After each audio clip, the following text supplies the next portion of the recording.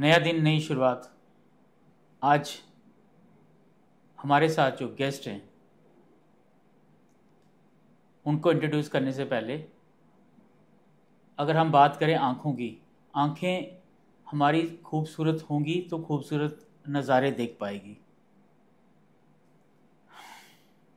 अगर आँखें कमज़ोर हैं, जो आजकल हर लोगों की हो रही है, इन सब पे चर्चा करने के लिए आज हमारे पास हैं doctor Priyanka Sudani, associate professor हैं गवर्नमेंट मेडिकल कॉलेज कठुआ में, जो पिछले 19 से 20 साल से अपने नज़र से दूसरों की नज़र को ठीक कर रहे हैं। मैम, आपका स्वागत है हमारे प्रोग्राम द गेस्ट चेयर में। धन्यवाद। सबसे पहला क्वेश्चन मैम, आंखों की रोशनी कमज़ोर होने का सबसे मुख्य कारण क्या है? अलग अलग एज ग्रुप में हम अलग अलग कारण बताएंगे आंखों की रोशनी कम होने का। अगर हम बड़ों से स्टार्ट करें तो जैसे एक एज के बाद सफ़ेद मोतिया बनने लगता है, उसकी वजह से भी नज़र कम हो जाती है। कभी काला मोतिया आ जाता है, उसकी वजह से हमारी जो नस रहती है उस पर दबाव पड़ता है, तो उसकी वजह से नज़र कम हो जाती है। कई बार उम्र के साथ हमारे पर्दे में चेंजेस आने लगते हैं, जैसे हम एज रिलेटेड मैक्युलर डीजेनरेशन भी कहते हैं। उसमें हमारे पर्दे में जो उम्र के साथ के कई चेंजेस ऐसे आते हैं कि जिसकी वजह से हमारी रोशनी कम होना शुरू हो जाती है। ये तो मैं बड़ों में कहूँगी। जो स्कूल गोइंग एज ग्रुप है उसमें हम जो ये कहते हैं रिफ्रैक्टिव एरर्स कहते हैं, जैसे जिन्हें मायोपिया, जैसे दूर की नज़र कम होना, नज़दीक की नज़र कम होना, या फिर एस्टिग्मेटिज्म जो हम कहते हैं, ये आम होता है स्कूल गोइंग चिल्ड्रन। उनसे छोटे बच्चों में कई बार स्क्विंट, जो तिरापन हम कहते हैं, कई बार आँख एक तरफ घूम जाती हाँ जी, है। हाँ जी। और कई बार ऐसा होता है कि बच्चों का पता ही नहीं चलता कि एक आँख में नज़र कम होती है, वो दूसरी आँख से देख रहे होते हैं, तो उसमें ये होता है कि एक आँख काम करना ही बंद कर देती है, उसे हम लेज़ी आई कह देते हैं। वो अगर 6 साल से कम की एज में पता चल जाए तब तो इम्प्रूवमेंट की मैक्सिमम चांस होती है। तो वो अगर एम्ब्लायोपिया जिसे हम कहते हैं, या लेज़ी आई, वो अगर सेट इन हो जाए तो उसके कारण पूरा जब तक एज, पूरे टाइम, जीवन भर उसकी नज़र कम रहती है। और छोटे बच्चों में आए तो कई बार बचपन से ही सफ़ेद मोतिया भी आ सकता है, बच्चों में भी। ऐसा नहीं है कि एकदम यंग बच्चों में नहीं आता, कई कारण ऐसे होते हैं कि उनमें भी मोतिया आ जाता है। कई बार पेरेंट्स भी एक्सेप्ट नहीं करते कि चश्मा लगाना है, चश्मा लगाते ही नहीं है, तो उसकी वजह से उनकी नज़र बच्चे की धीरे धीरे कम होती चली जाती है। ऐसे कई कारण हैं जो अलग अलग एज ग्रुप में नज़र कम होने के हम कह सकते हैं। अब एक छोटा बच्चा है, जैसे आजकल देखने को मिलता है कि जो छोटा बच्चा 2 साल का, अब उसके पेरेंट्स आपके पास आते होंगे कि ये इसको दिख नहीं रहा, किस तरह की कंप्लेन लेने से लेकर आते हैं, फिर आप उसको डायग्नोज करते हैं? कई क्योंकि बार हाँ, एक छोटा बच्चा तो बता नहीं सकेगा।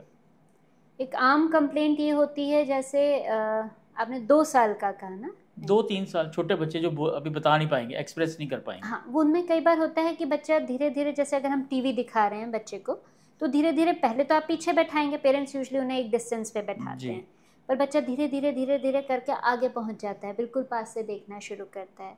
कुछ भी काम करता है, जैसे अगर ड्राइंग ही कर रहा है तो बिल्कुल पास से करना शुरू कर देता है। तो ये कुछ साइंस हैं। कई बार बच्चा बेड पे लेटे लेटे ऐसे सर टेढ़ा करके देखने लगता है, तो कुछ नंबर है उन्हें, चश्मे का नंबर एक साइन होता है कि शायद इसे दूर से नज़र नहीं आ रहा है, इसे ढंग से दिख नहीं रहा है। तो उस समय पेरेंट्स को बिल्कुल वॉचफुल होना चाहिए कि कुछ प्रॉब्लम है, तो नज़र चेक करानी चाहिए। कई बार बच्चों में आम कंप्लेंट आती है इचिंग, बच्चा पूरे टाइम बोले आँख मलता रहता है, कई बार लाल भी हो जाती है, बोलते खारिश हो रही है। तो ये भी एक रीज़न है कि हो सकता है बच्चे की नज़र कम हो, जिसकी वजह से आँख में उसे तकलीफ़ आ रही है। कई बार पानी चलता रहता है बच्चों की आँखों में। तो ये सारी कंप्लेंट्स यूजुअली लेके आते हैं पेरेंट्स। और कई बार स्कूल गोइंग में तो ये हो जाता है कि बच्चा ब्लैक बोर्ड पर नहीं पढ़ पा रहा है। ये एक आम कंप्लेंट होती है कि ब्लैक बोर्ड में पीछे से जब बैठता है तो इसे नज़र नहीं आता जब मैडम पढ़ा रही हैं। तो ये भी एक आम कंप्लेंट रहती है जी। अब अगर हम बात करें आज के ज़माने की, जैसे जो हमारे दर्शक पॉडकास्ट देखेंगे वो भी मोबाइल में ही देखेंगे, ज़्यादातर टीवी में बहुत कम देखेंगे, स्क्रीन टाइम बढ़ता जा रहा है। उससे भी आंखों को नुकसान हो रहा है। हाँ, अब मैं ये नहीं कहूँगी कि स्क्रीन टाइम हम स्क्रीन यूज़ ही नहीं करें, क्योंकि आज के ज़माने में हमें अगर रहना है आज के ज़माने के बराबर तो हमें स्क्रीन तो यूज़ करनी ही करनी है। बट उसको तरीके से करें तो नहीं आएगी प्रॉब्लम, पर जो प्रॉब्लम आ रही है वो आ रही है मेन खारिश, जलन, पानी चलना एंड एक डिस्कम्फर्ट। मतलब आप पूरे दिन स्क्रीन पे काम करने के बाद शाम को आपको लगेगा मैं आँख ही नहीं खोलूँ, एक सिर में हैवीनेस लगने लगे। तो ये चीज़ें हैं, ये आम स्क्रीन यूसेज के साथ ज़्यादा आई हैं। बच्चों में भी पूरे टाइम फुल टाइम जो मोबाइल पे रहते हैं, फास्ट मूविंग गेम्स जो देख रहे होते हैं या फास्ट मूविंग वीडियोस जो कंटिन्यूसली देख रहे होते हैं, उनमें ज़्यादा ये इफेक्ट देखने में आया कि ड्राइनेस जो होती है आई में वो बढ़ जाती है, क्योंकि हमारी आईज कंटिन्यूसली स्टेयर कर रही होती हैं। जब हम एक कोई गेम खेल रहे होते हैं या कुछ चीज़ बहुत ध्यान से देख रहे होते हैं तो हम ब्लिंक भी नहीं करते बीच में, तो जो हमारी टीयर फिल्म रहती है वो अनस्टेबल हो जाती है। तो उसमें चेंजेस आना शुरू होते हैं। जब एक बार टीयर फिल्म में चेंजेस आते हैं तो उसकी वजह से हमारा जो कॉर्निया का सरफेस है वो भी धीरे धीरे चेंजेस आते हैं उसमें, और ड्राइनेस बहुत ज़्यादा सेट इन हो जाती है। उसके कारण हमेशा लगते रहता है कि कुछ आँख में गिरा हुआ है, एक इरिटेशन सा, जैसे फॉरेन बॉडी सेंसेशन जैसे हम कहते हैं कि कुछ आँख में गिरा हुआ है, पूरे समय यही लगते रहना या पानी चलना ज़्यादा। तो ये सारे सिम्टम्स ड्राई आइज़ के भी होते हैं, और ये बहुत ज़्यादा अभी आ गए क्योंकि सभी का स्क्रीन टाइम बहुत ज़्यादा है। एंड स्पेशली नाइट टाइम में जो ज़्यादा स्क्रीन यूज़ करते हैं उन्हें डिस्कम्फर्ट, थोड़ा अर्ली मॉर्निंग कई बार एकदम से वाटरिंग शुरू हो जाना, ये और हेडेक, ये आम हो गया हुआ है। तो नाइट टाइम स्क्रीन यूसेज का थोड़ा सा ध्यान रखना रहेगा, एंड थोड़ा सा कंट्रोल्ड वे में यूज़ करें तो उससे बेटर रह सकता है कि हमारी आइज़ का बचाव हो सकता है। तो मतलब कहने का ये है कि रात को अगर हम स्क्रीन टाइम, जैसे कहीं ऑनलाइन या वर्क फ्रॉम होम चल रहा है, तो कमरे की लाइटें भी ऑन करके रखें। हाँ, मतलब अच्छी लाइट आनी चाहिए, बट लाइट का रिफ्लेक्शन स्क्रीन पे नहीं होना चाहिए। आपके आगे या पीछे विंडो नहीं हो कि आपके स्क्रीन पे उसका इल्यूमिनेशन आ रहा है, इस तरह का सेटिंग होनी चाहिए लाइटिंग की कि इल्यूमिनेशन ना आप पे डायरेक्ट आ रही हो ना स्क्रीन पे आ रही हो, तो उससे आई पे स्ट्रेन नहीं पड़ता है। एंड उसमें हमें बीच में ब्रेक्स लेने रहेंगे। उसके लिए मैं कहूँगी कि जैसे स्क्रीन जब भी यूज़ कर रहे हैं तो हम खुद से ब्लिंक करें कंप्लीट, आइज़ को कंटिन्यूस बीच बीच में अपने से ब्लिंक करें, क्योंकि हम रेगुलर उसमें भूल जाते हैं ब्लिंक करना, तो वो हमारा ब्लिंकिंग रेट थोड़ा सा बढ़ाना रहेगा खुद से। एंड स्क्रीन टाइम में एवरी 20 मिनट्स ब्रेक लें। 20 मिनट्स बाद एक अलार्म ही रख लें अपने उसमें कि 20 मिनट्स बाद आपने 20 फीट डिस्टेंस पे देखना है, 20 बार ब्लिंक करना है and then continue your work. और 20 फीट डिस्टेंस पे इसलिए मैं बोल रही हूँ, विंडो से बाहर देखें तो आई रिलैक्स करती है। जैसे हम कंटिन्यूसली नियर फोकस कर रहे हैं तो थोड़ी देर हम डिस्टेंस पे फोकस करें तो आई रिलैक्स हो जाती है बीच में, तो कंटिन्यूस स्ट्रेन नहीं पड़ता है इस पर। तो ये थोड़े से कुछ चीज़ें हम ध्यान में रखें तो हम इस चीज़ को ओवरकम कर सकते हैं। जो डिजिटल पार्ट, हम डिजिटल ड्राई आई सिंड्रोम कहने लगे हैं आजकल इस चीज़ को, because any screen, it is not laptop या computer only, it's phone is a major cause. Phone में जो नेक की प्रॉब्लम्स और ये आती हैं वो तो आपके पोस्चर की वजह से भी आती हैं, और कुछ आपकी आइज़ की dryness because of continuous staring and dryness set in हो जाती है। मैम, आपने इस समय बात की कि आँखों की ज़्यादा समस्या पड़ रही है मोबाइल से। कोविड के बाद ऑनलाइन क्लासेस चली, बच्चों को आदत पड़ी, और उसके बाद ही केसेस देखने को मिल रहे हैं कि बच्चों की जो विज़न है ख़राब हो रहा है। साथ साथ में जिन बच्चों का ख़राब हुआ उनको अगर किसी अच्छे आँखों के डॉक्टर को दिखाने के बाद वो ऐनक नहीं पहन रहे, कितना नुकसान हो सकता है। ऐनक एक्चुअली जब अगर पता चल गया है कि नंबर है तो हमें पहन लेना चाहिए। वो इसलिए क्योंकि मान लो 0.5 का नंबर आया, वो हम उसी टाइम पहन लें चश्मा तो वो और बढ़ेगा नहीं जल्दी। नहीं तो आपने अगर 2 मंथ्स 3 मंथ्स 4 मंथ्स और डिले किया तो धीरे धीरे 0.5 की जगह 0.75 1 2 बढ़ता जाएगा। हाँ, बढ़ता जाएगा। इससे अच्छा हम पहन लें तो आई रिलैक्स होके देखेगी, आई पे स्ट्रेन नहीं पड़ेगा, तो नंबर इतनी जल्दी बढ़ेगा नहीं। कुछ कारण अलग होते हैं, हेरिडिटरी एंड एनवायरमेंटल कॉज, वो अलग चीज़ है जिसमें बढ़ता है, बट जो हम रोक सकते हैं वो तो हमें रोक ही लेना चाहिए कि प्रॉपरली चश्मा उसी टाइम पहन लें, and that has to be continuous, मतलब पूरे दिन पहनना है। ऐसा नहीं कि हम घंटे 2 घंटे पहने फिर रख दिया फिर पहना कभी, तो उसका इतना इफेक्ट नहीं आता है चश्मे का। तो जिनका पास की नज़र ख़राब हो गई है, जैसे उसको 0.5 ही स्टार्टिंग है, 1 साल 6 महीने पहनने के बाद क्या कुछ लोगों ने छोड़ दिया कि हमारी आंखें अब ठीक हो गई? पास की नज़र का अगर 40 के बाद जो चश्मा लगता है नियर विजन के लिए, वो अकॉर्डिंग टू एज धीरे धीरे बढ़ता है। यूजली अच्छा। 2 ईयर्स में थोड़ा सा नंबर में डिफरेंस आना शुरू शुरू होता है। तो वो हम जैसे 40 के बाद लगता है तो हमें उसे अवॉइड नहीं करना है। बेसिकली एक एज हमारा फैक्टर है जिसे हम रोक नहीं सकते हैं, तो उस नंबर को हम रोक नहीं सकते हैं, तो उसमें हमें पहन लेना चाहिए जिससे कि आई कंफर्टेबली उस विजन को देखे। वैसे भी हम मिनिमल करेक्शन देते हैं एज के अकॉर्डिंग। ओके। एंड जब जैसे यहाँ तक रख रहा है पर्सन, पहले तो यहाँ तक देखता रहता है, फिर यहाँ के बाद भी हाँ, नहीं दिखता, तब आते हैं कि नहीं अब हमें देखना है। देखना है। हाँ, तो फिर नंबर लगता है, तो नंबर फिर 2 साल में थोड़ा सा चेंज आ जाता है। तो वो थोड़ा सा हम रेगुलर चश्मा पहने तो उससे आई पे स्ट्रेन नहीं पड़ता। नहीं पड़ता है। हाँ, तो वो पहनना चाहिए। मैम, ये बात हुई बड़ों की। छोटे बच्चों की बात करें, 2nd में पढ़ता है, 5th में पढ़ता है, 6th में बच्चा पढ़ता है, वो कहता है कुछ महीने मैंने अब पहना है, अब मैं नहीं पहनूंगा क्योंकि मुझे दिख रहा है। और पेरेंट्स भी इतना उन पर स्ट्रेस नहीं डालते, ठीक है ना, कंसल्ट किया जाता है डॉक्टर से। तो कितना हानिकारक है?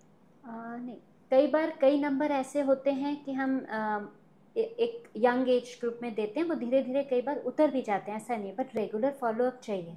कई नंबर्स ऐसे होते हैं हम पहले ही उतार दें तो जो हमने इम्प्रूवमेंट किया है वो वापस डे 1 पे पहुंच जाते हैं। ओके। वो जो इम्प्रूवमेंट जितना हमने किया वो वेस्ट हो गया, इतने साल की हमारी मेहनत वेस्ट हो गई कि आप बच्चे ने छोड़ ही दिया चश्मा। हम वापस से फिर ट्राई करेंगे तो कई बार वो पूरा इम्प्रूवमेंट होता भी नहीं है। तो नंबर एक बार अगर उतर भी रहा है तो एक ऑप्थेल्मोलॉजिस्ट, एक डॉक्टर की सलाह पर ही ये चेंज करना चाहिए, है ना। हम ऐसे आइडेंटिफाई नहीं कर सकते क्योंकि कई बार हम दोनों आंखों से देख रहे हो तो हमें दिख रहा होता है, वो हम आइडेंटिफाई नहीं कर पाते कि एक आंख से हमें नहीं दिख रहा है शायद। तो वो चीज़ के लिए एक बार एग्जामिनेशन कंप्लीट हो, उसके बाद अगर पता चलता है कि नहीं है number, then well and good, but अगर नंबर है तो फिर पहनना चाहिए। हाँ। मुझे चश्मा पहनना पसंद नहीं है, मैं क्या उसका विकल्प लेज़र सर्जरी करवा लूँ?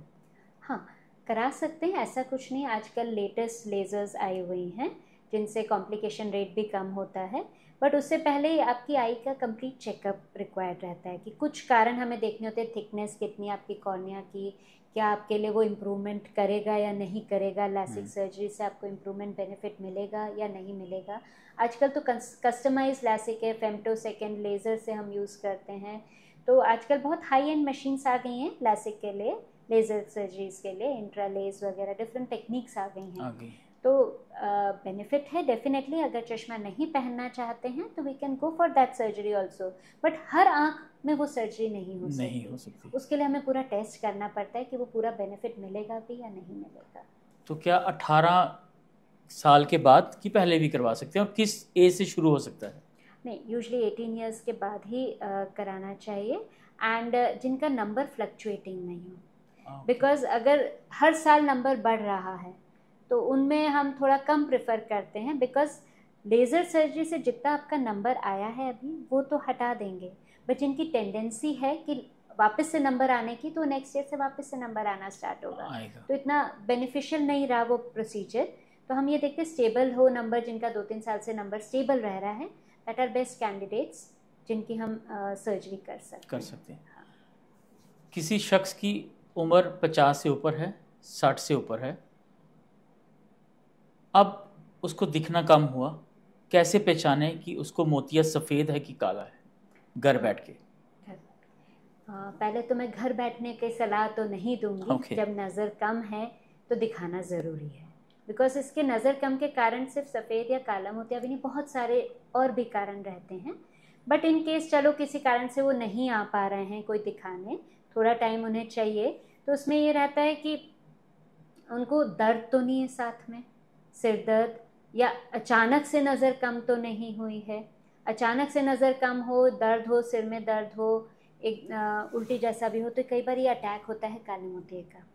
कई बार काले मोतिये का पता भी नहीं चलता है, धीरे धीरे, कई बार पेन भी नहीं होता है, बट हमारे फ्रीक्वेंट चेंज, हमारे जो नज़दीक की ग्लासेस रहती हैं वो बार बार नंबर जल्दी जल्दी बदलना शुरू हो जाए, या फिर हमारी फैमिली हिस्ट्री है, किसी को था, ब्रदर सिस्टर को, मदर फादर को, किन्हीं को काला मोतिया था, तो उस केस में तो मैं कहूँगी जितना जल्दी हो सके, वैसे तो जिनकी फैमिली हिस्ट्री होती है उन्हें हम बोलते हैं कि 40 के बाद सारे जितने उनके फैमिली मेम्बर्स हैं सबका चेकअप कराएं, जिससे कि जितना जल्दी पता चले तो उससे बेनिफिट रहता है। क्योंकि काला मोतिया ऐसी चीज़ है कि हम साइलेंट थीफ कहते हैं, जिसमें अच्छा। पेशेंट को जब तक पता चलता है तब तक बहुत देर हो जाती है, उन नस पे बहुत ज़्यादा असर आ जाता है। एक सफ़ेद मोतिया का कई बार कईयों को तो आँख में सफ़ेद दिखने लगता है। हाँ, किसी को सामने वाला सामने वाले बोलता को है कि दिखता आपकी आँख में हमें सफ़ेद सफ़ेद दिख रहा है, बट अगर सफ़ेद दिखने लगे मतलब काफ़ी आगे बढ़ गया हुआ है मोतिया भी, है ना। और धीरे धीरे नज़र कम होती है उस केस में। सफ़ेद मोतिया में धीरे धीरे, काले मोतिया का तो पता ही नहीं चलता नज़र कम होने का, नज़र कई बार एंड तक भी अच्छी रहती है। काले मोतिया में ये होता है कि हमारा विजन टनल विजन हो जाता है, कि हमें बीच का दिख रहा है, साइड का कम हो गया, तो उनके लिए ड्राइविंग वगैरह is very difficult also and dangerous also. तो सफ़ेद मोतिया में क्या होता है, जैसे आपने ब्लैक में बताया? हाँ, सफ़ेद मोतिया में जैसे धुआं धुआं सा लगता है पूरे समय, जैसे क्लाउड्स आ गए हैं, बादल आ गए हैं, मुझे बादल बादल सा लग रहा है। कई पेशेंट बोलते हैं कि हमें धूप में कम दिख रहा है, वो अगर बीच का मोतिया हो तो सफ़ेद। अच्छा। कई लोग बोलते हैं कि हमें रात के समय कम दिखता है। तो ये है कि डिफरेंट तरीके के सफ़ेद मोतिया भी होते हैं, तो उसकी वजह से डिफरेंट वे से प्रेजेंट करता है पेशेंट। पर यूजुअली बोलते हैं धुआं धुआं सा दिख रहा है और नज़र साफ नहीं रहती है, और कई बार पानी भी चलता है, लोगों को खारिश और पानी भी चल सकता है साथ में। क्या जो छोटे बच्चे होते हैं, आजकल छोटे बच्चों की नज़र आपको बताइए ख़राब हो रही है, तो छोटे बच्चों में ये मोतिया या इस तरह की कोई डेंजरस डिजीज़ हो सकती है आंखों में? हाँ, कईयों में जन्म से ही कई चेंजेस आ जाते हैं, तो सफ़ेद मोतिया आ जाता है। उन्हें टाइमली अगर दिखा के उसकी सर्जरी वगैरह टाइमली हो जाए तो विजन इम्प्रूवमेंट की चांसेस काफ़ी रहती हैं। Okay. तो ऐसा नहीं है कि सफ़ेद मोतिया बच्चों में नहीं, बट आ सकता है। कई बार जन्म से आता है, कई बार डेवलपमेंटल कहते हैं, जिससे कि थोड़े टाइम बाद आ जाता मतलब है। बच्चों को सफ़ेद मोतिया या काला मोतिया हो सकता है? हो सकता है, डेफिनेटली हो सकता है। कईयों को कंजेनिटल ग्लोकोमा भी हम जैसे कहते हैं, तो वो बचपन से भी हो सकता है। तो उसमें तो चेकअप कराना ही कराना है उसी टाइम, उसे हमें डिले नहीं करना। नहीं, बिल्कुल भी नहीं। मैम, चेकअप की बात आई, एक स्वस्थ आंखों वालों की जिनकी नज़र अभी शुरू हुई है ख़राब होना, या जिनको चश्मा लग गया है, कितनी देर के अंतराल में उनको अपने आप चेकअप करवाना चाहिए, खुद ही जाना चाहिए चेकअप के लिए? जिन्हें जैसे एक बार चेकअप करा के चश्मे का नंबर ले लिया है, उन्हें साल में एक बार ज़रूर चेक कराना है, डिपेंडिंग ऑन। कई बार कई छोटे बच्चों में जैसे हम एम्ब्लायोपिक रहते हैं, उन्हें हम हर 3 महीने में भी बुलाते हैं। अच्छा। बड़ों में जैसे अगर नज़र कम हुई है तो कारण क्या है, जैसे कईयों को डायबिटिक रेटिनोपैथी भी होती है, अगर जो डायबिटीज़ के मरीज़ हैं तो उनमें बुलाने का स्क्रीनिंग, एक हमें फॉलोअप बुलाने का एक अलग क्राइटेरिया होता है। जैसे जिन्हें सिर्फ डायबिटीज़ का पता चला है तो उन्हें हम साल में हर साल उनके दवाई डाल के पूरा पर्दा चेक करना ज़रूरी होता है। कईयों को जिनको डायबिटिक रेटिनोपैथी, जिसे हम पर्दे की बीमारी कहते हैं, कि शुगर के कारण पर्दा ख़राब होना शुरू हो गया है, तो जस्ट शुरू हुआ है तो हम 9 महीने में बुलाते हैं। ज़्यादा ख़राब होना शुरू हो गया तो 6 महीने में ही बुलाते हैं। फिर 3 महीने में भी, अगर बहुत ज़्यादा ख़राब है तो 3 महीने 2 महीने में भी हमें वापस देखना रहता है कि कितनी प्रोग्रेस हुई एंड स्ट्रिक्ट कंट्रोल उनका हो रहा है कि नहीं हो रहा है डायबिटीज़ का। तो अलग अलग बीमारियों में अलग अलग टाइम पे हम बुलाते हैं। और वैसे ही काले मोतिये का हमें हर 2 महीने में आँख का प्रेशर चेक करवाना पड़ता है। तो जिनका काला मोतिया है तो उन्हें हर 2 महीने में अपना आँख का एक प्रेशर चेक कराना ज़रूरी है। एंड फॉलोअप हमें हर 6 महीने में, कुछ हम स्कैन्स वगैरह करते हैं, कुछ मशीन पे देखते हैं कि कुछ उनका बढ़ तो नहीं रहा है ज़्यादा। तो हमें दवाइयाँ, जैसे काले मोतिये की दवाइयाँ हमें रेगुलरली डालनी रहती हैं और वो लाइफ लॉन्ग चलती हैं। तो हमें पेशेंट का कंप्लायंस भी देखना पड़ता है कि पेशेंट ये बराबर से डाल रहा है दवाई या नहीं। तो हर 2 महीने में एक बार प्रेशर चेक एक बार चेक कराएं तो अच्छा है। जो चीज़ हम देख के प्रिवेंट कर सकते हैं, जिससे हम दवाइयों से उसके जो एक नस पे असर आना शुरू हुआ होता है उसे हम बहुत स्लो कर सकते हैं प्रोग्रेशन। तो वो चीज़ अगर हम जितना पहले पता चल जाए तो हम उसकी लाइफ लॉन्ग नज़र बचा सकते हैं। मैम, अगला क्वेश्चन थोड़ा सा टॉपिक से भी है जुड़ा हुआ और नहीं भी जुड़ा हुआ। मेरी आंखों में खारिश हो रही है, जलन हो रही है, मैं केमिस्ट की दुकान पे जाता हूँ, आई ड्रॉप कोई भी ले आता हूँ, क्या एज ए डॉक्टर की नज़र में वो सही है कि गलत है? नहीं, कभी भी सेल्फ मेडिकेशन को मैं, क्योंकि मेरे ब्रदर को भी था, मेरे अंकल को भी था, तो उसने बोला यार मैंने ये डाली, मुझे फ़र्क पड़ा, तो गो एंड बाय इट। हाँ ये आम है, हाँ। ये आम बात है। बड़े मरीज आते हैं पहले, कई बार कुछ अपने से ही डाल के, कई बार नहीं ठीक होते तो फिर हमारे पास आते भी हैं। उनको मैं ये कहूँगी कई बार तो इलाज का असर आ भी जाता है, ऐसा नहीं है। बट जैसे मैं मान लूँ खारिश है तो केमिस्ट शॉप पे कई बार वो स्टेरॉइड दे देते हैं, पेशेंट को इमीडिएट आराम मिलता है, पेशेंट बहुत खुश कि मेरा तो सारा ठीक हो गया। पर वो डोजेज शेड्यूल नहीं बताते कि कितने टाइम डालनी है, कब तक डालनी है और इसे बंद कैसे करना है। अब उन्होंने जब ठीक हो गए तो उन्होंने वो छोड़ दी दवाई, तो अब वो छोड़ने पे अचानक से ज़्यादा बढ़ के आ जाती है बीमारी। तो इसलिए दिखा के करवाना, एक चेकअप करा के, कि आपको पूरा पता चले कि वो दवाई कितनी बार डालनी है, कब तक डालनी है और वो कैसे बंद करनी है, जिससे कि दोबारा नहीं आए। और कोई और वजह हो उसके पीछे, खारिश की बहुत सारी वजह होती हैं, सिर्फ हम एलर्जी नहीं कहेंगे, बहुत सारी वजह होती हैं। तो पूरा एक बार चेक हो जाए, हम कारण नहीं हटाएंगे तब तक वो ड्रॉप कितना भी डाल ले पूरा फ़ायदा नहीं होगा। कारण हटाना ज़रूरी है। जो भी उसका रीज़न है, एलर्जी है तो भी हमें ड्रॉप्स कई बार लंबे टाइम भी चलानी पड़ती हैं, कई बार किसी और कारण को ढूंढ के उसको ट्रीटमेंट करना पड़ता है। तो सेल्फ मेडिकेशन मैं नहीं कहूँगी, क्योंकि कई बार ऐसा भी होता है कि स्टेरॉइड तो डाला, आराम मिल गया, ठीक है, थोड़े टाइम नहीं डाला, फिर से आई वो तकलीफ, फिर से डाला उन्होंने, फिर थोड़े टाइम डाला, फिर छोड़ दिया। ऐसे करते करते कई लोग महीनों महीनों डाल लेते हैं। और महीनों महीनों अगर हम स्टेरॉइड ड्रॉप्स डालें तो कई बार काला मोतिया और सफ़ेद मोतिया दोनों आने की चांसेस और बढ़ जाती हैं इस ड्रॉप की वजह से। तो अपनी आँख के लिए हम खुद ही बीमारी एक ऐड कर रहे हैं, तो वो उसके लिए मैं सलाह नहीं दूंगी। तो कभी भी हो, कुछ चीज़ ड्रॉप डालने से पहले एक बार एक आँखों के स्पेशलिस्ट को दिखा के फिर भले स्टार्ट करें, और जैसा वो बोलें वैसा करें।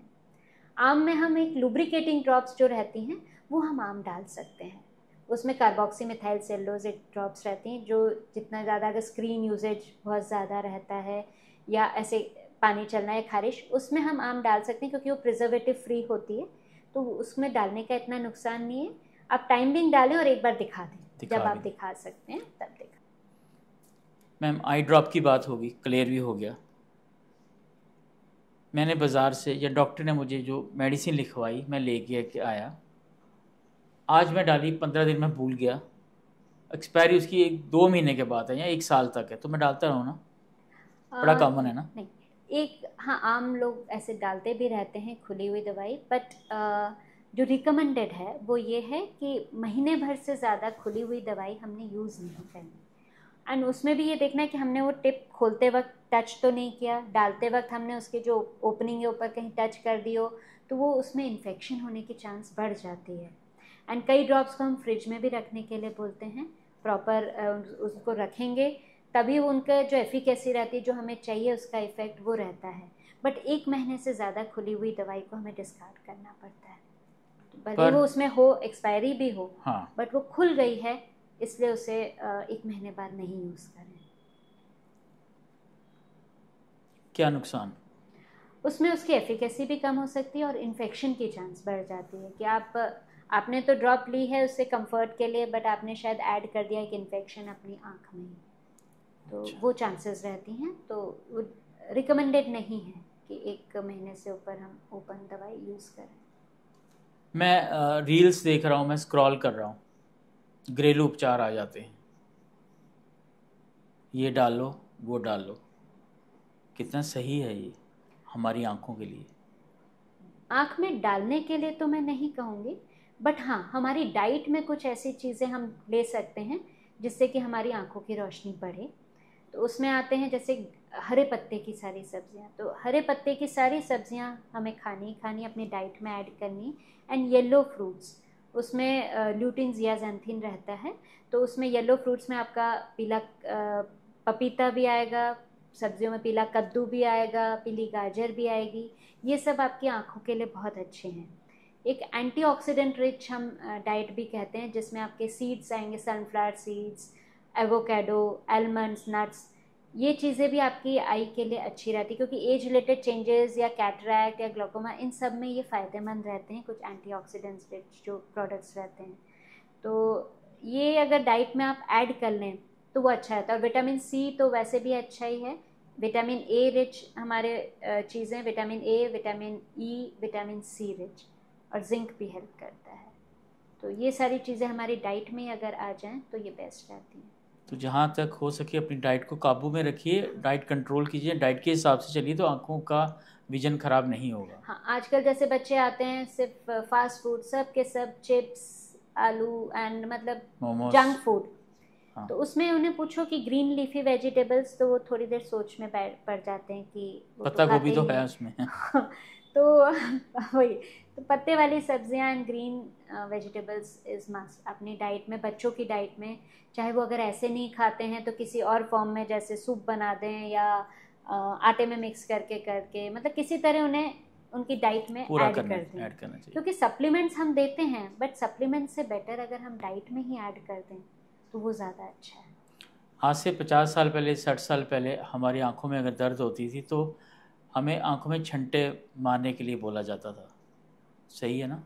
पहले थियरी थी कि आंखों में चींटे डालने से आंख अच्छी हो जाती है। हाँ। बट आजकल कुछ स्टडीज़ हुई हैं, उसमें ये कहते हैं कि अगर हम आंखों में चींटे डालें तो हमें जो आंख में चाहिए होता है, हमारी टीयर्स में जो एंजाइम्स और सारी चीज़ें चाहिए होती है, वो भी वॉश आउट हो जाती हैं। अच्छा। तो अब हम सजेस्ट नहीं करते कि आइज़ को आपने पानी के डायरेक्ट छींटे खोल के आंख नहीं करें। आंख बंद करके आप ठंडा सेक देना चाहते हैं, कई बार गर्म सेक का हम कई जगह एडवाइस करते हैं, तो वो आप कर सकते हैं। बट आंख खोल के छींटे नहीं देने, उससे और ड्राइनेस आ जाती है आइज़ में। कई बार और रेडनेस और ड्राइनेस, एक अलग सा ऐसे फीलिंग आ जाती है कि आंख में कुछ गिरा हुआ है, वो ड्राइनेस के फीचर्स आ जाते हैं। तो आंखों में छींटे डायरेक्ट नहीं देने हैं, ठंडा सेक दे सकते हैं, टकोर दे सकते हैं बर्फ़ कभी भी। हाँ, वो कभी भी दे सकते जब हैं उसमें, लगे। जब लगे। वो आई रिलैक्स करने के लिए, कंफर्टेबल फील करने के लिए, सूदिंग रहता है, तो वो ले सकते हैं। आप उन लोगों को क्या सलाह देंगे जिनका पूरा दिन स्क्रीन में बीतता है? कुछ ऐसी टिप्स। स्क्रीन में अगर फुल टाइम आपने करना ही करना है तो उनके लिए मैं कहूँगी ब्रेक्स लेना ज़रूरी है। बीच बीच में आप ब्रेक लेके चाहे एक बार घूम के ही आ जाएं, फिर अपने वापस से अपना काम शुरू करें। कई बार जो उठ नहीं सकते हैं तो कम से कम स्क्रीन से अपना फेस टर्न करके 20 फीट डिस्टेंस पे, जैसे मैंने 20-20-20 रूल बोला था कि एवरी 20 मिनट्स 20 फीट डिस्टेंस पे देखना है एंड 20 बार ब्लिंक करना है, वो करना ही करना है। और रात के टाइम अगर स्क्रीन का टाइम रीशेड्यूल कर सकते हो तो बेटर है। रहेगा। पर मोस्टली बच्चे आजकल जो 18, 19 या 15, 16 के बाद, अगर अब 18, 19 या 20, 21 तक, वो रात को पूरी पूरी रात, जैसे आपने बताया, गेम्स खेलते हैं और स्क्रीन टाइम का बहुत ज़्यादा है, खासकर कमरे की लाइट बंद करके कि पेरेंट्स उनको डिस्टर्ब ना करें। तो आंखें ख़राब होने का result eye to eye vary करेगा, कितने सालों तक आ जाएगा? नहीं, आजकल तो बहुत बच्चों में आ रहा है क्योंकि हम एक्सेसिव नियर वर्क कर रहे हैं। कई बार तो कई पेशेंट ऐसे भी आते हैं कि चक्कर खा के गिर जाते हैं, इतना ज़्यादा इफेक्ट आ रहा है उसका। अच्छा। तो ये बहुत एक्सेसिव नियर वर्क से भी चश्मे का नंबर आजकल ऑलमोस्ट काफ़ी बच्चों को होने लग गया। मोर देन 50% ऑफ स्टूडेंट्स जो हैं उनको चश्मे का number, because of excessive near work. इससे अच्छा तो वो थोड़ा सा डाइवर्ट होकर बाहर खेलना ज़्यादा शुरू करें, या डिविएट करें अपने कुछ टाइमिंग का यूटिलाइजेशन जो है ना, फ़ोन की जगह, गेम्स की जगह कोई और पर्पस में यूज़ करें, आउटडोर गेम्स करें, वो बेटर ऑप्शन है आई के लिए। आपका कोई ऐसा संदेश जिससे आप, जो हमारे भी पॉडकास्ट की श्रोता हैं, वो भी सुने और वाकई अपने आप में चेंज लाएं? सबसे पहले चीज़ तो मैं कहूँगी, लव योर आइज़। आपकी आंखें हैं, जब भी आप कुछ गलत कर रहे होंगे, ज़्यादा स्क्रीन देख रहे होंगे, जब ये माइंड में थॉट आएगा कि लव योर आइज़, तो आप वो चीज़ छोड़ देंगे। बिकॉज आपकी आंखें हैं और यही आंखें हैं जो आगे तक आपके साथ रहेंगी। आप सब कुछ इन्हीं आंखों से देख पाएंगे। तो इनकी केयर लेने के लिए सबसे पहले इनको प्यार करना शुरू करें। मैम, अगर हम देखें जो प्री मैच्योर बच्चों में इस तरह की समस्या देखने को मिल रही है आजकल? हाँ, जो प्री मैच्योर बर्थ होता है उसमें जैसे कई 8 महीने से कम में भी पैदा होते हैं एंड उनका वेट भी बहुत कम होता है, उनको हम स्पेसिफिकली बोलते हैं आई चेकअप के लिए आफ्टर 1 मंथ। और वो रेगुलर जब तक वो 9 मंथ्स तक का नहीं पीरियड कवर कर लेते, क्योंकि उनका डेवलपमेंट हमें देखना होता है रेटिना का। कई बार वो डेवलप नहीं होता रेटिना का, तो हमें अगर अर्ली स्टेज पे पता चल जाए और उसे हम ट्रीट कर दें तो लाइफ लॉन्ग विजन सेव्ड रहता है। और यहाँ इस स्टेज पे अगर हमने मिस कर दिया तो लाइफ लॉन्ग के लिए विजन बच्चे का चला जाता है, कई बार पूरी तरह भी चला जाता है और कई बार बहुत कम हो जाता है। तो जो चीज़ हम प्रिवेंट कर सकते हैं एट एन अर्ली स्टेज, तो जो भी प्री मैच्योर बच्चे होते हैं उनकी आँख का चेकअप, पर्दे का चेकअप कराना बहुत ज़रूरी है। लो बर्थ वेट या प्री मैच्योरिटी, या कईयों को ऑक्सीजन दी होती है ज़्यादा देर, कईयों को कुछ सेप्टिसिमा, कुछ इन्फेक्शन का, जिन्हें स्टार्टिंग में बर्थ के टाइम ही कोई इन्फेक्शन होता है, तो उन केसेस में हमें पर्दे का डेवलपमेंट देखना बहुत ज़रूरी होता है कि वो पूरा हुआ है या नहीं हुआ, या बीच में रुक तो नहीं गया है वो डेवलपमेंट। अब प्री मेच्योर बच्चा है, छोटा है, 1 महीने का है, वो कैसे बताएगा या कि आंखें उसकी कमज़ोर हैं, उसके पेरेंट्स को कैसे पता चलेगा? डॉक्टर ऑब्वियसली पता चलेगा, हाँ, पेरेंट्स को कैसे पता चले? आजकल ये एक टीम वर्क की तरह हो रहा है। जैसे पीडियाट्रिशियन खुद देखेंगे कि हाँ, उनका लो बर्थ वेट था, उन्हें ऑक्सीजन भी ज़्यादा देर दी थी, उनको इन्फेक्शन भी था बच्चे को, तो ये सारी स्टेजेस हाई रिस्क फैक्टर होती हैं कि उसमें आँख की कोई बीमारी आ सकती है, जिसे हम रेटिनोपैथी ऑफ प्री मैच्योरिटी कहते हैं, ROP। ओके। तो उसमें वो खुद ही गाइड करते हैं पेशेंट को ऑन डिस्चार्ज कि आपने 1 महीने बाद, या 1 महीने अगर वो निकू में ही है तो वहीं पर आई डॉक्टर को बुलाते भी हैं चेकअप के लिए। तो वो ही गाइड करते हैं, उसको लाइटली नहीं लेना है पेरेंट्स को कि आई का ही तो दिखाना है, बाद में दिखा देंगे, नहीं, वो उसी टाइम ज़रूरी है, बिकॉज जो हम अर्ली स्टेज पे डिटेक्ट कर लेंगे और ट्रीट कर लेंगे, लाइफ लॉन्ग बच्चे की जो उसने देखनी है दुनिया, उसे एटलीस्ट देखने का हक तो बनता है कि हम चेकअप करा के जल्दी उसको ट्रीट कराएं। कुछ बच्चों में अर्ली स्टेजेस में स्क्विंट देखा जाता है, और अगर हम कोई भी दूसरा उनके पेरेंट्स को अवेयर करता है तो वो मानते नहीं हैं। अब वो कैसे पता चले? मैं भी नहीं मानूंगा, कोई भी नहीं मानेगा। किस तरह से आप देखते हैं इस चीज़ को? बड़े पेरेंट्स आते हैं कि हमें बोला था किसी ने कि थोड़ा तीरापन है बच्चे में, बट हमें तो नहीं लगा। तो ये चीज़ जो पेरेंट्स एक्सेप्ट नहीं करते हैं, हाँ, कि हमारे बच्चे को कुछ, इवन चश्मा भी एक्सेप्ट नहीं करते, तीरापन तो दूर की बात है, कि हमारे बच्चे को कुछ है, कोई बोल दे तो बोले नहीं इनको ही ऐसे लग रहा है, नहीं है। बट ये चीज़ उन्हें किसी एक ने भी कहा है तो इमीडिएटली उन्हें दिखाना चाहिए डॉक्टर को, बिकॉज किसी ने देखा है तभी बोला है, तो उसी समय दिखा दें। जितना जल्दी दिखाएंगे तो शायद वो तीरापन इम्प्रूव ही कर जाए, पूरा ठीक भी हो सकता है। बट अगर हम जैसे वो 6 ईयर्स, हम एक क्रूशियल एज बोलते हैं कि 6 ईयर्स से कम की एज में अगर हमें पता चल जाए कि बच्चे को स्क्विंट है या नंबर कम है, तो हम उसे उसी टाइम ट्रीट करें तो मैक्सिमम इम्प्रूवमेंट के चांस होती हैं। उसमें सिर्फ चश्मे से ही अगर इम्प्रूव हो जाता है तो ठीक एंड हो लाइफ लॉन्ग, हाँ, विजन भी इम्प्रूव हो जाता है, तो वो स्क्विंट भी ठीक हो जाता है। तो वो चीज़ को नेग्लेक्ट नहीं करें। कई बार एक आई में विजन कम होता है तो वो थोड़ी सी तीरापन आ जाता है, तो कई बार चश्मे से भी पूरा इम्प्रूवमेंट नहीं होता, तो कई बार हम उसे एक्सरसाइज करने के लिए बोलते हैं कि आपकी जो अच्छी आँख है उसको हम बंद करके एडवाइस करते हैं कि बच्चा अपनी दूसरी आई पे जोर डाल के काम करे, जिसको पैचिंग आजकल हम बच्चों में काफ़ी देखने को मिल रहा है आजकल। पैचिंग करने से भी इम्प्रूवमेंट बड़ा होता है। तो वो एक प्रॉपर तरीका होता है, डिपेंडिंग ऑन कि कितनी एज है उसके अकॉर्डिंग हम पैचिंग का डेज बताते हैं, कितने टाइम करना है।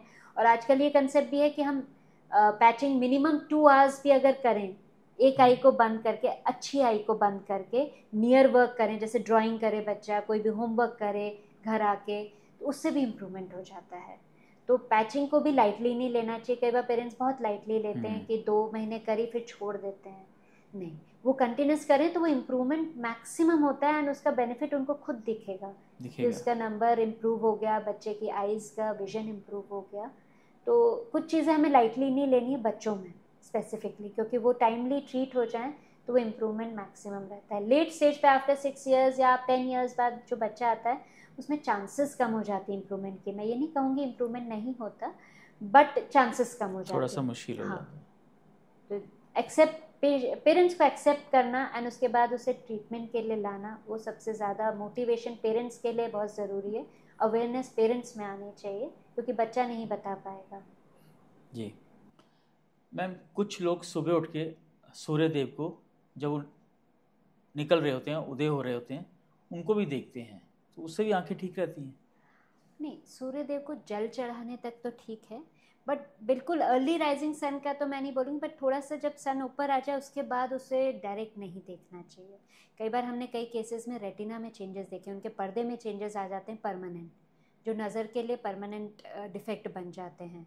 तो कंटिन्यूस सन को स्टेयर करने का हम अवॉइड करना चाहिए हमें। एकदम अर्ली राइजिंग के लिए ठीक है, बट डायरेक्ट सनलाइट को ज़्यादा देर तक नहीं देखना नहीं है, वो देखना आंखों चाहिए। के लिए नुकसानदेह हो सकती है। नुकसान। जल चढ़ा रहे हैं आप, आँख बंद करके जल चढ़ाएं सूर्यदेव को, बट डायरेक्ट सनलाइट का नहीं ज़्यादा देर। कुछ मिथ्स की बात करते हैं। ठीक है। गाजर खाने से आंखें ठीक होती हैं? गाजर में येलो हम जियाज़ैंथिन ल्यूटीन जो बोलते हैं, खाना चाहिए, डेफिनेटली खाना चाहिए, मैं ये नहीं कहूँगी, बट हर एक बीमारी का इलाज गाजर है वो नहीं है, बट गाजर आंखों के लिए अच्छी है। छींटे मारने से आंखें बहुत जल्दी दुरुस्त होती हैं? नहीं, ये जैसा मैंने पहले भी कहा था कि उसमें जो हमें चाहिए होता है वो भी वॉश आउट हो जाता है, तो छींटे ना मारें, आंख बंद करके आप ठंडा सेक दे दें, वो बेटर। सुबह सुबह नंगे पाँव घास पे चलें, आंखें सही हो जाएंगी? इसका मैं एज एन आई डॉक्टर कुछ भी नहीं कमेंट करूँगी, क्योंकि ऐसे कोई स्टडी में ऐसा कुछ पता नहीं चला है कि उससे आंखें बहुत अच्छी होती हैं, बट बुराई नहीं है चलने में, कोई नुकसान तो है नहीं, और सुबह जल्दी उठ के अगर हम वॉक ही कर लेंगे तो वो ज़्यादा अच्छा रहेगा सेहत के लिए भी। आंखों की एक्सरसाइज, ऊपर नीचे पलकें करना, जैसे भी आपने भी बताया, आंखों को घुमाना, क्या ये फ़ायदेमंद है?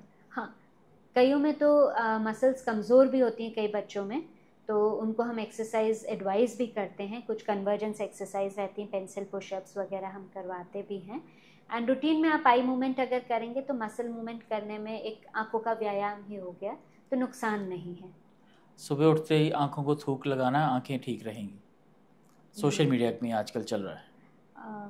इसके बारे में मेरे को साइंटिफिकली कोई डेटा नहीं है। नहीं है। हमें ठंडी रुमाल अपने आंखों में सुबह सुबह लगा लेनी चाहिए? सुबह सुबह का नहीं, कई कंडीशंस में हम बोलते हैं जब आई में थकान हो तो हम ठंडा सेक देते हैं, कि कईयों को एलर्जी रहती है तो उनको हम बोलते हैं ठंडा सेक, और कई बार तो हमें गर्म सेक भी, अगर इन्फेक्शन रहता है तो हमें गर्म सेक भी देना पड़ता है। ओके। मेरी आंखों में फ्लू है, मैंने ब्लैक ऐनक पहन लिया, मुझे कोई डर नहीं? नहीं, ऐनक का फ्लू अगर हो गया है तो हम ऐनक करते हैं प्रोटेक्शन के लिए, कि हमारा हाथ नहीं जाए आँख पे बार बार, क्योंकि ये हाथ से स्प्रेड होता है। हमने आँख में हाथ मला एंड उसके बाद हमने यहाँ टच किया, कहीं और टच किया, किसी और ने आके वहाँ टच करके अपनी आँख रब करी, तो ये स्प्रेड हो गया।